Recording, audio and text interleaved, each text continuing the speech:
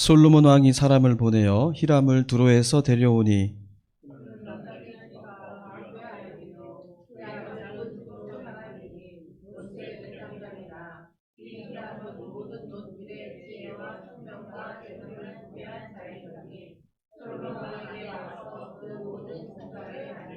그가 높기둥 둘을 만들었으니 그 높이는 각각 18규빗이라 각각 12규빗 되는 줄을 둘을 말하며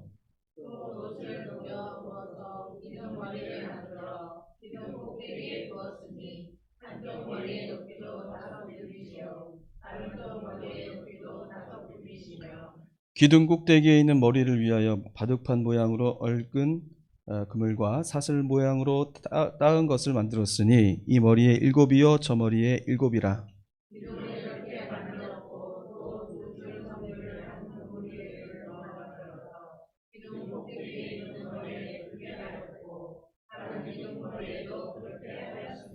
주랑 기둥 꼭대기에 있는 머리에 4규빗은 백합화 모양으로 만들었으며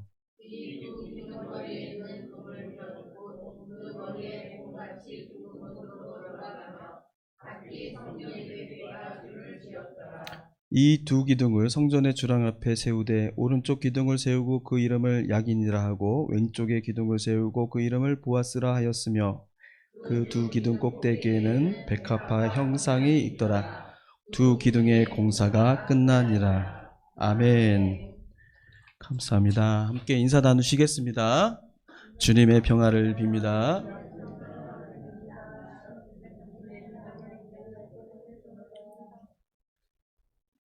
감사합니다. 오늘 교회의 두 기둥이라는 말씀 제목으로 오늘 착공 감사 예배 주시는 하나님 말씀을 나누도록 하겠습니다. 하나님께서는 예루살렘 성전을 건축하는 일을 다윗에게 맡기지 않으시고 아들 솔로몬에게 맡기셨습니다. 성경에 따르면 다윗은 이미 그 손에 많은 피를 묻혔기 때문이라고 그렇게 말씀하고 있어요. 솔로몬은 하나님의 계획에 따라서 성전을 건축합니다. 오늘 말씀은 성전이 거의 완공되었을 때에 성전 앞에 거대한 두 놋기둥을 세운 것에 대한 말씀을 전해주고 있습니다. 솔로몬이 성전 입구에 두 기둥을 세웠는데요. 이 기둥은 건물을 떠받치는 기둥이 아니라 여기에는 그들의 믿음과 신앙들을 기록해 놓고 고백해 놓은 그러한 용도로 세워진 기둥이었습니다. 그 신앙 고백을 하나님께 드림으로써 솔로몬은 이 성전 건축의 마지막 대미를 장식하게 된 것이죠. 오늘 이 말씀은 우리가 교회당을 세우기로 하나님 앞에 작정하면서 첫삽을 뜨며 하나님께 예배드리는 우리에게 주시는 하나님의 말씀이기도 합니다. 우리가 어떤 신앙의 고백으로 이 교회당을 세우고 또 교회를 떠받들고 나가야 하는지 그 말씀의 뜻을 깨닫게 되는 시간이 되시기를 바랍니다. 솔로몬이 지은 성전은 정말 아주 웅장하고 아름다운 건물이었습니다. 건축 기간만 해도 7년이 걸렸습니다. 동원된 인부와 기술자만 20만 명이 되었습니다. 그 시간과 동원된 인원들만 생각해도 그 성전 규모가 얼마나 아름답고 웅장한지 우리가 짐작할 수가 있습니다. 그런데 이 성전은 그 규모만 그런 것이 아니라 그 자재, 사용된 것들 보면은 그것도 대단합니다. 성전에 사용된 그 자재 중에 레바논 목향목으로 그 건물이 지어졌다고 기록을 하고 있는데요. 백향목은 그 모든 건축 자재 중에서도 최고급 자재라고 그렇게 말합니다. 단단하기도 할 뿐더러 나무에서 향이 나요. 향나무니까요. 그 향 때문에 조물 먹지 않고 방부제 역할을 하기 때문에 오랫동안 그 건물을 지탱할 수 있다고 합니다. 그런데 그 백향목 중에서도 제일 좋은 품질로 인정받는 것이 레바논의 백향목이라고 성경에 그래요. 그래서 이스라엘 바로 위에가 레바논인데 그 레바논에서 직접 이 백향목을 베어다가 운반하였습니다.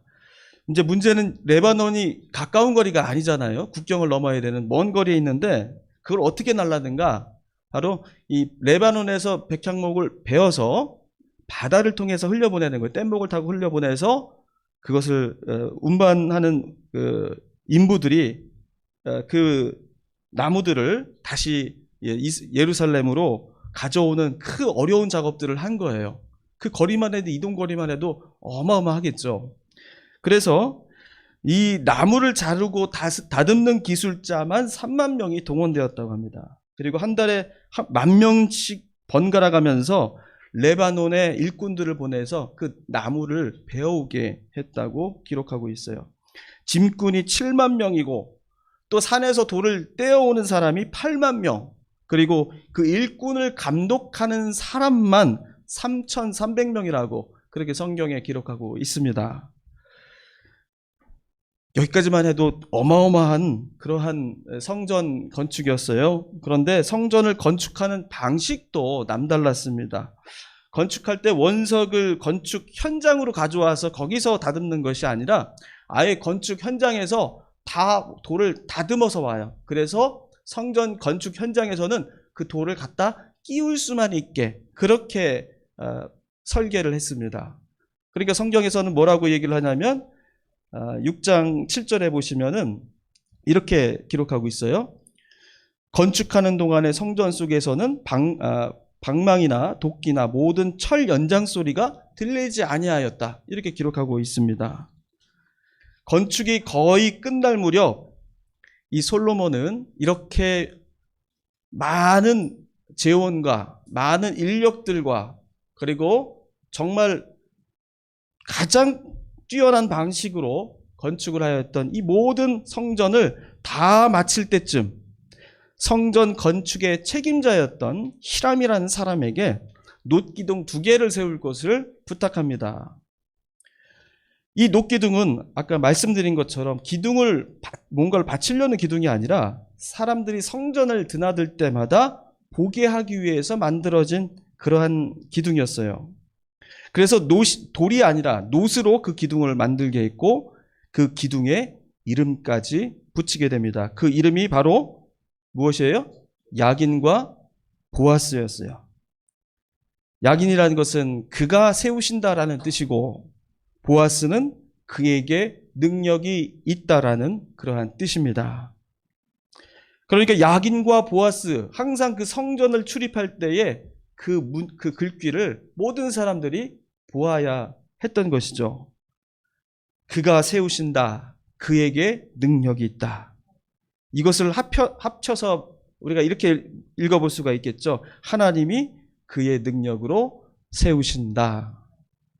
솔로몬이 이런 기둥을 성전 앞에 세운 것은 바로 이 아름다운 성전, 비록 수십만 명과 수년에 걸쳐서 땀과 희생으로 세워진 것이지만 결코 사람의 공적으로, 사람의 노력과 힘으로 세워진 것이 아니라 하나님께서 세우신 것이라는 그 믿음을 고백드리기 위한 것이었습니다. 건물은 힘의 상징이죠. 우리가 건물을 자꾸 높이 세우려고 하는 이유가 있어요. 우리가 바벨탑 사건 이야기에서도 우리가 들여다봤지만은 건물의 높이와 그 크기라는 것은 뭘 말해줍니까? 권력의 크기를 말해주는 거예요. 한나라의 도시를 딱 갔는데 도시에 마천루가 쫙 있고 그렇게 질비한 건물들이 있다고 볼 때 사람들은 야, 참 발전된 도시다라고 그렇게 생각을 하죠. 어느 한 나라의 궁이 엄청나게 화려하고 크다면 그것은 그 대통령이나 왕이 가지고 있는 그 힘이 얼마나 대단한지를 알 수 있게 하는 것입니다.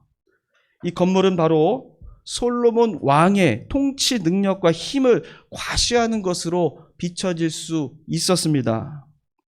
실제로 역대기하 9장 8절에 보면은 이웃나라 스바야 왕이 솔로몬의 명성을 듣고 그 이름이 자자하다 하여서 그가 궁금하여서 찾아왔습니다. 그리고 나서 성전을 들어가는데 성전의 계단만 딱 보고 나서 이 스바야 왕이 깜짝 놀랐다고 그렇게 성경이 기록하고 있어요. 들어가지도 않았어요. 성전 계단만 보고 놀랬대요. 얼마나 대단한 계단이었길래 들어가 보지도 않고 계단 보고 놀랐을까요? 그 정도로 이 솔로몬이 지은 이 성전의 위대함, 거대한 그 웅장함이라는 것은 우리가 직접 보지 않았지만 상상으로 가능한 것입니다. 솔로몬은 이 성전의 웅장함이 그 자신의 능력이라고 자랑할 만 했겠죠. 그런 건물을 지은 그 책임자가 솔로몬이었으니까 얼마나 기분 좋고 사람들이 와서 야, 이런 건물을 다 지었구나라고 했을 때 얼마나 으쓱하고 힘이 들어갈 수 있었겠습니까? 이 성전은 나의 능력으로 지은 것이다.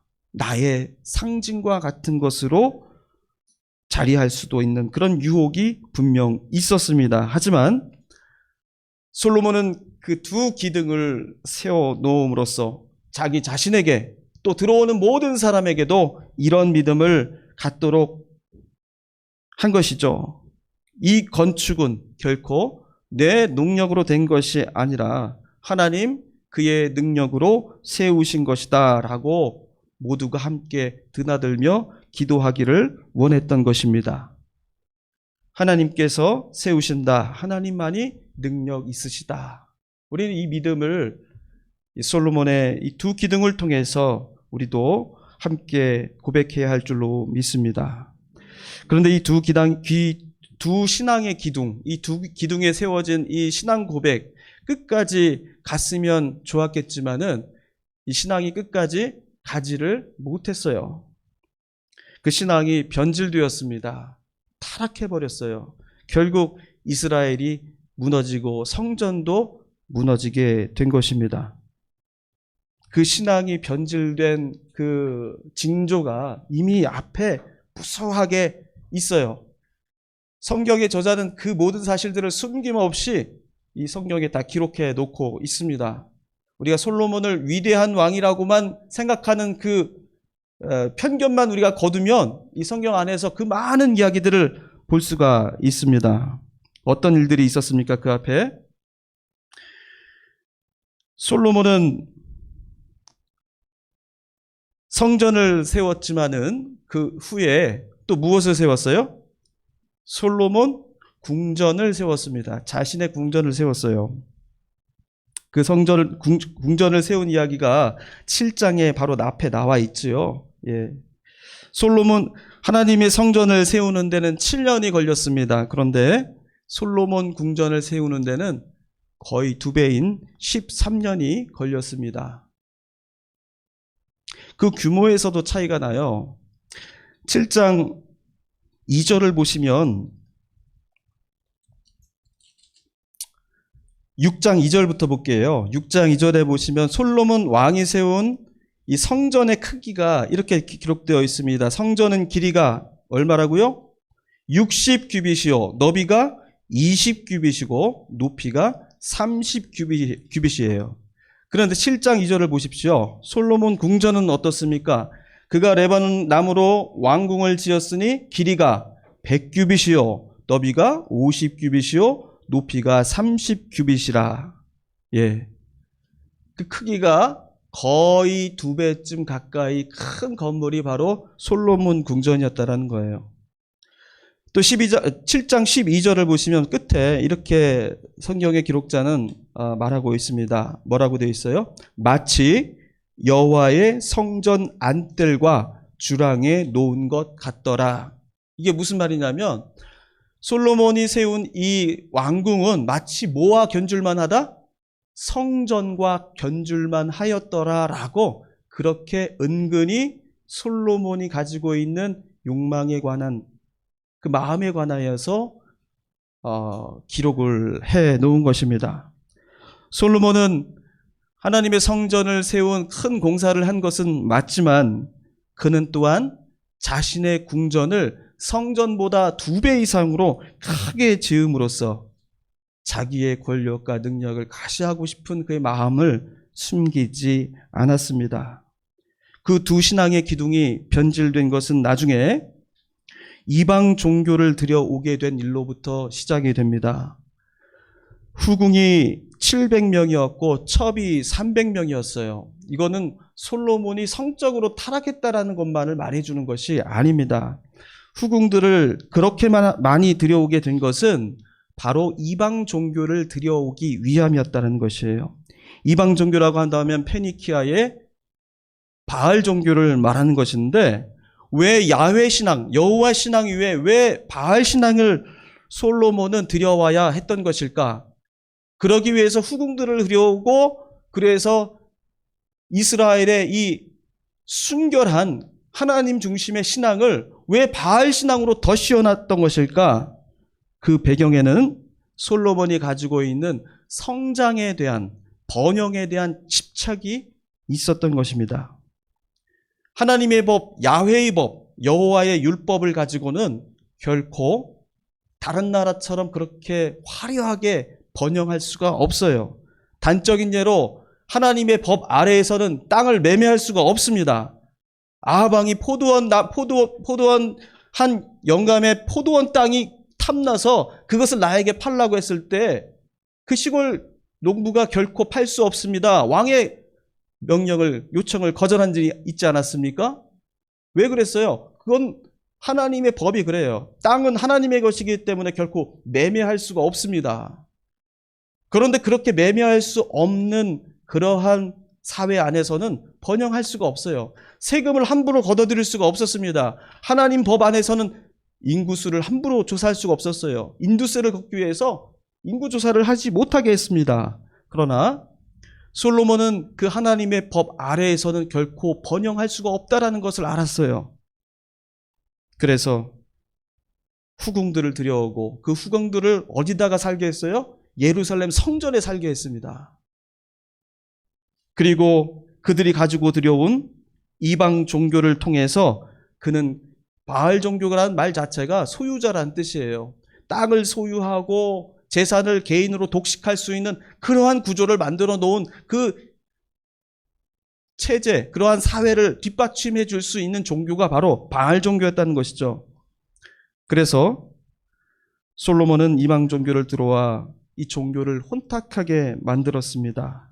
땅을 사유할 수 있게 하고 매매할 수 있게 하고 세금을 함부로 걷어들일 수 있는 그런 사회를 만들어냈던 거예요. 그러한 재정적인 풍족함 위에서 자신의 궁을 건설하고 자신의 권력을 더욱 확장해 나갔던 것입니다. 우리가 솔로몬의 영광 이런 것들을 많이들 얘기하잖아요. 오죽하면 은행 이름에도 솔로몬 은행이라는 게 다 있잖아요. 그죠? 이 솔로몬이라는 것이 가지고 있는 번영에 대한, 성장에 대한 그런 어떤 기대를 줄 수 있는 그런 대명사가 됐습니다. 그래서 우리 기독교인도 솔로몬을 그렇게 좋아해요. 솔로몬의 영광이 우리에게도 임하기를 기도합니다. 그러나 그렇지 않아요. 솔로몬이 가지고 있는 이 처음의 믿음은 순수했을 줄 몰라도 이 두 신앙의 기둥이 말년에 변질되고 우상을 숭배해서 결국 하나님을 떠나고 말았습니다. 그렇게 탐욕으로 세워진 하나님의 성전 결국에는 무너지고 말았죠. 20만 명이 동원되었고 7년 동안 최고급 자재로 세워진 그 아름다운 성전이라 할지라도 하나님이 능력으로 세워주신다라는 이 신앙 고백이 헛되고 무너지게 된다면 모든 것은 물거품이 되어버리는 것입니다. 수천 년, 수만 년 끄떡없는 그런 기술과 자재로 세워진 견고한 성전이라 할지라도 그 고백이 없으면 한순간에 다 허물어지고 만다는 거예요. 우리가 이걸 바꿔서 얘기해 보겠습니다. 아무리 작은 성전이라고 할지라도 이 고백을 붙들고 변치 않는다면 그 교회는 100년, 1000년 끄떡 없다라는 뜻입니다. 문제는 그 고백을 기둥으로 세워진 교회인지 그 신앙 고백으로 세워진 교회인지 아닌지를 우리가 판단하는 그 신앙의 눈이 필요하다는 것입니다. 교회는 하나님의 능력으로 세워집니다. 이건 틀림없는 사실이에요. 이 예배당 모습이 우리 이 건축 그 모형을 보시고 또 저기 조감도를 보셨을 텐데 저는 이 예배당의 모형이 정말 세상에 부럽지 않은 아름다운 그러한 교회당의 모습입니다. 이것이 모든 면에 완벽하기 때문은 물론 아니겠죠. 왜 그렇습니까? 이곳이 하나님의 능력으로 이루신다, 세우신다라는 그 믿음이 이 터전 안에 있다는 사실을 믿기 때문입니다. 하나님께서 인도하여 주신 그러한 교회당이라는 그 고백이 없다면 여러분 이 설계 뜯어보면 여러분 불편한 것, 투성이로 보일 수 있는 것 많을 수 있습니다. 그런데 더 좋은 건물이 우리에게 주어졌다 해도 이 신앙이 없다면 우리는 결코 만족할 수 없다는 거예요. 우리가 가져야 할 신앙의 눈은 무엇입니까? 어떤 건물이 더 멋있고 폼나는지 그런 것을 분별하고 평가할 줄 아는 그런 눈이 아닙니다. 우리가 가져야 될 그 신앙의 눈은 우리가 세울 교회가 어디에서 온 것인지 또 누가 주신 것인지를 분명하게 분별할 줄 아는 것입니다. 그런 신앙의 안목을 가진 사람이 하나님께 감사도 드릴 수가 있는 것입니다. 그 눈으로 세상을 볼 수 있는 사람이 하나님의 섭리도 경험할 줄 아는 것입니다. 그러는 사람이 더 큰 비전을 가지게 되고 꿈을 가지고 주님께 구할 수 있게 되는 것입니다. 소망이 있는 것이죠. 낙담하지 않는 것입니다. 우리 이 예배당을 이제 건축을 시작하는 첫 삽을 오늘 이 예배를 통하여 뜨게 됩니다. 이 예배당의 모습, 여러분들 눈에 각각 제각기 다른 눈으로 보일 수도 있을 것입니다. 그러나 이 한 가지 눈은 우리가 똑같이 가져야 할 것입니다. 하나님의 능력으로 세우신다라는 이 믿음의 눈은 우리가 똑같은 눈으로 바라볼 줄 알아야 합니다.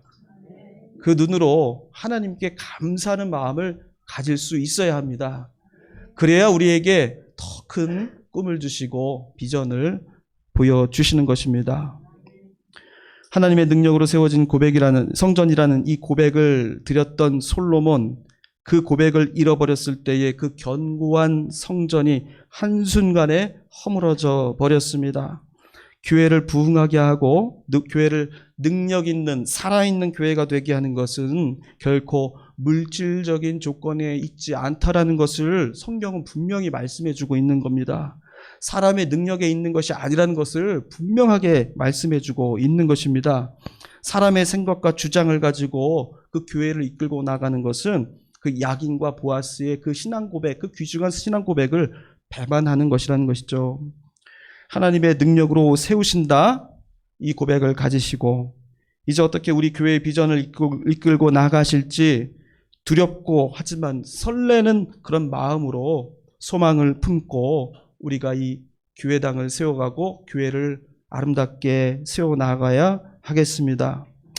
오늘은 그 두 고백의 신앙 기둥을 우리가 보이지는 않지만 마음 같았으면 세웠으면 좋겠어요. 저도 녹기둥을. 그러나 세우지는 못하더라도 우리 마음속에 이 두 기둥이 있다라는 것을 여러분 이 예배당을 이곳을 드나들 때마다 그리고 또 저 건물을 우리가 바라볼 때마다 그 두 녹기둥이 세워져 있다는 사실을 우리 마음속에 세워져 있음을 항상 가지고 계시면서 하나님의 능력, 그분이 세우신다라는 그 우리 신앙 고백이 변치 않으시기를 바랍니다. 이 교회는 누구의 힘으로 세워진 교회가 아닙니다. 또 지금까지 모든 과정들을 생각해 보면 어려운 우여곡절도 많았지만은 결국에 이렇게 일이 세워질 수 있도록 하나님께서 인도해 주셨습니다. 우리의 힘과 능력으로 되어진 것이 아니라는 그 신앙 고백을 가지고 앞으로도 그 모든 교회의 일에 하나님의 능력을 구하고 하나님의 도우심 구하고 그래서 일어나는 모든 일마다 하나님께 감사드릴 수 있는 그러한 믿음의 공동체가 되기를 주님의 이름으로 축원합니다. 기도하겠습니다.